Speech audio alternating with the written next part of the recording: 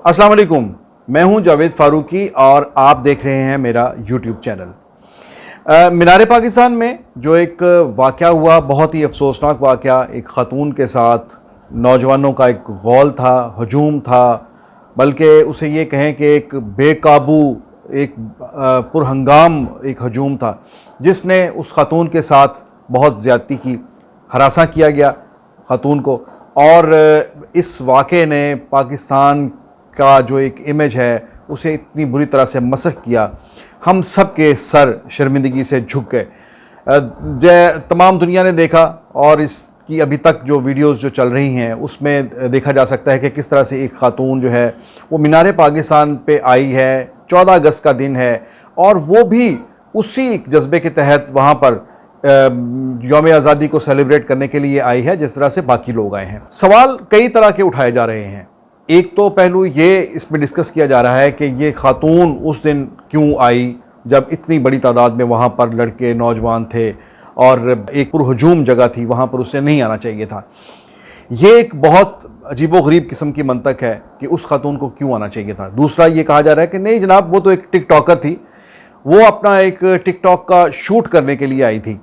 मान लिया वो टिकटॉक का शूट वहाँ पर रिकॉर्ड करने के लिए आई थी और अपनी टीम के साथ आई थी, वो बाकायदा एक प्रोजेक्ट पे थी।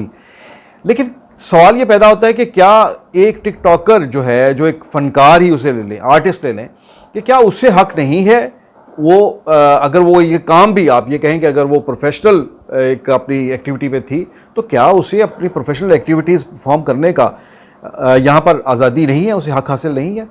और फिर इसमें सबसे बड़ी बात, उसके बाद ये मेरा ख्याल है कि बहस नहीं होनी चाहिए कि ये मीनार पाकिस्तान, ये इसकी तारीख़ी हैसियत जो है उसके हवाले से तो फिर क्या बात की जाए कि जहाँ पर करारदाद पेश की गई कि इस ये जो ख़ित्ता है इसके ऊपर एक मुमलकत खुदादाद जो है वो बनेगी, जो मुसलमानों, बरसगीर के मुसलमानों की एक नुमाइंदा रियासत होगी और उन्हें मुसलमानों को एक प्लेटफॉर्म मिलेगा। तो ये एक बहुत बड़े आदर्श थे, बहुत बड़ी उम्मीदें थी जिसके लिए वो एक करारदाद पेश हुई और उसके नतीजे में बाद में पाकिस्तान बना। ये तो एक अलग बात है और अगर इसके ऊपर जाएं, इस हवाले से बात करें तो फिर तो दिल जो है वो छलनी हो जाता है।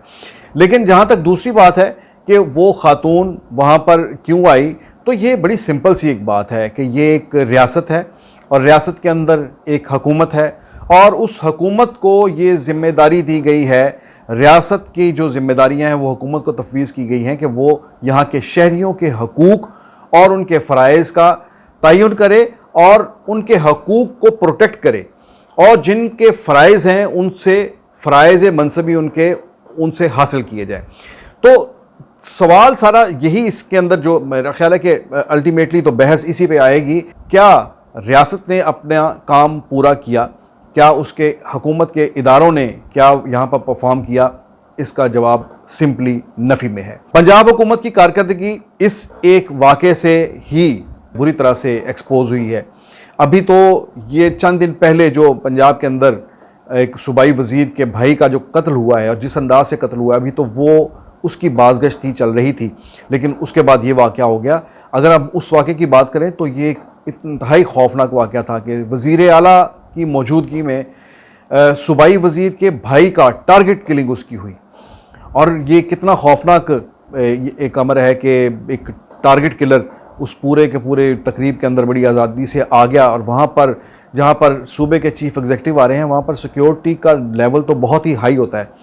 तो ये हाई लेवल की सिक्योरिटी का ये आलम है कि वहाँ पर एक कातिल मुजरम जो है वो बड़ी आसानी से वहाँ पर तमाम जो सिक्योरिटी हिसार है वो क्रॉस करके वहाँ पर पहुँच गया और वो दंदनाता वहाँ पर फिरता रहा, हर एक से मिलता रहा और आखिर में उसने अपना टारगेट हासिल कर लिया और सूबाई वज़ीर के भाई को कत्ल करके वो आराम से चला गया। तो ये एक तो ये वाक़या था, लेकिन उसके बाद इस वाक़े ने तो बिल्कुल ही बेड़ा गर्क कर दिया और जितना भी सूबाई हुकूमत की जो कारकर्दगी और उसके दावे जितने भी थे वो सारे के सारे सवालिया निशान हो गए। हुकूमत की कारकर्दगी के हवाले से तो पहले ही बातें होती आ रही हैं, लेकिन ये देखें कि पंजाब के अंदर सबसे ज़्यादा जो फोकस किया जाता है वो पुलिस का महकमा होता है। पंजाब के मजमूई बजट में से तकरीबन 118 अरब रुपए का बजट इस पंजाब पुलिस को दिया जाता है। और 14 अगस्त का जब ये इवेंट आया, जब ये त्यौहार आया, तो इस हवाले से ये तारीख़ी तौर पर सबको पता होता है और पुलिस के रिकॉर्ड पर भी होता है कि इस साल हर साल 14 अगस्त को लाहौर शहर के अंदर, अगर हम लाहौर शहर की बात कर लें, पूरे पंजाब की बात करें और फिर लाहौर शहर की बात करें, तो कितनी यहाँ पर मोबिलिटी कितनी होती है, कितनी तादाद में लोग अपने घरों से बाहर आते हैं, सड़कों पर आते हैं, जश्न मनाते हैं, मनचले भी आते हैं, मोटरसाइकिलिंग भी होती है, कारों पर ड्रिफ्टिंग भी करते हैं और बेशुमार किस्म की एक्टिविटीज़ इस तरह से हल्ला गुल्ला जो है वो चल रहा होता है। तो ये ऑलरेडी उनके एक प्लान में मौजूद होता है कि कितनी बड़ी तादाद में लोगों ने आना है। तो क्या पंजाब पुलिस का इस हवाले से कोई इंतज़ाम नहीं था कि इतनी बड़ी तादाद में जब लोग आएंगे तो वहाँ पर कोई भी लॉ एंड ऑर्डर की सूरत हाल कहीं पैदा हो सकती है? उसके लिए कोई प्लानिंग नहीं की गई।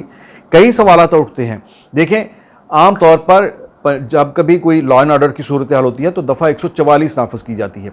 उसमें कहा जाता है कि किसी भी जगह पर 4 से ज़्यादा अफराद का इज्तिमा नहीं होगा। इसका मतलब ये है कि 4 के बाद 5 अफराद, बाकायदा ये कोई रिसर्च हुई है और बाकायदा एक इसके ऊपर तवील काम करने के बाद ये फिगर जो है ये कैलकुलेट किया गया कि 4 से ज़्यादा यानी 5 अफराद जहाँ पर इकट्ठे हों तो जब 5वां मिलेगा तो लॉ एंड ऑर्डर को जो है वो डिस्टर्ब कर सकता है। इसलिए कहा गया कि 4 से ज़्यादा अफराद जो है वो एक जगह पर इकट्ठे नहीं होंगे। तो यहाँ तो 40,000 लोग इकट्ठे थे, 50,000 लोग इकट्ठे थे, किसी वक्त में 20,000 30,000 लोग इकट्ठे थे। तो क्या पुलिस को ये नहीं पता था कि जहाँ पर 20-30,000 या 40,000 लोग इकट्ठे होंगे वहाँ पर कोई भी नाखुशगवार वाक़या हो सकता है? तो उस वाक़े को कैटर करने के लिए, उस वाक़े को के सद्देबाब के लिए, किसी भी नाखुशगवार वाक़े के सद्देबाब के लिए पहले से क्या प्लानिंग की गई थी? इस हवाले से जवाब जो है वो नफ़ी में आता है।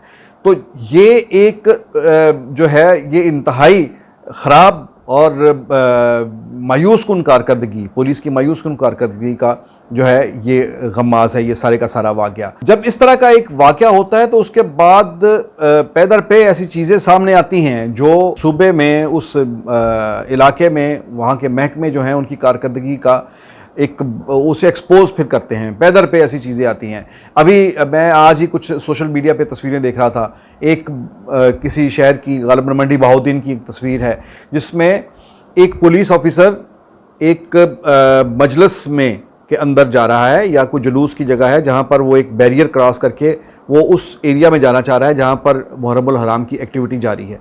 तो मैं तो सर पकड़ के बैठ गया कि जो उस मजलिस के या उस जुलूस के जो मुंतज़मीन हैं उसके तमाम तर सिक्योरिटी का इंतज़ाम उन्होंने अपने हाथ में लिया हुआ है, यानी पुलिस पर एतमाद ही नहीं है। और जो तस्वीर है जो बहुत ही मज़का खेज़ तस्वीर, उसके मनाज़र बड़े मज़का खेज़ हैं, वो ये हैं कि जनाब पुलिस ऑफिसर साहब जा रहे हैं और जो मजलिस के जो मुंतज़मीन हैं, जो सिक्योरिटी पे मामूर हैं, पुलिस वाले की तलाशी ली जा रही है, उसकी सर्चिंग की जा रही है और उसके बाद उसे क्लियर करके तो फिर अंदर आगे जाने की इजाज़त दी जा रही है।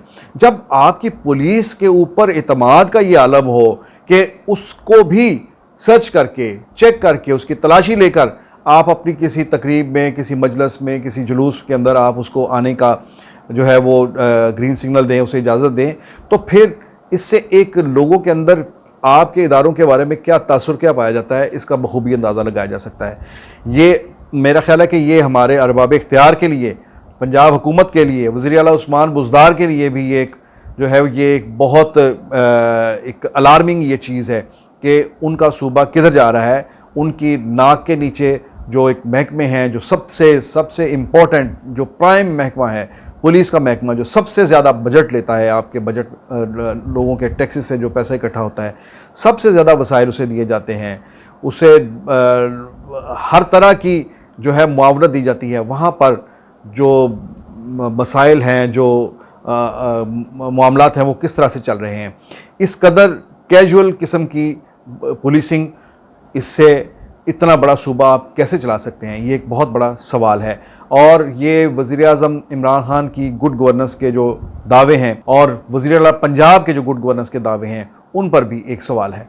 दूसरी तरफ अगर हम अपने अवाम की बात करें, अपने लोगों की बात करें, तो मैं उनसे यही कहूँगा कि आपको अगर यौम आज़ादी मनाने की ये आज़ादी दी जा रही है तो इसका खुदारा नाजायज़ फ़ायदा मत उठाएं। अपने ज़हनों को बालग करें, उसे मैच्योर करें, और कहीं ऐसा ना हो कि जिस तरह से बसंत की आज़ादी आपसे पहले छिन चुकी है, इसी तरह यौम आज़ादी बनाने की आज़ादी भी आपसे छिन जाए। अब तक के लिए इतना ही। खुदा हाफिज़।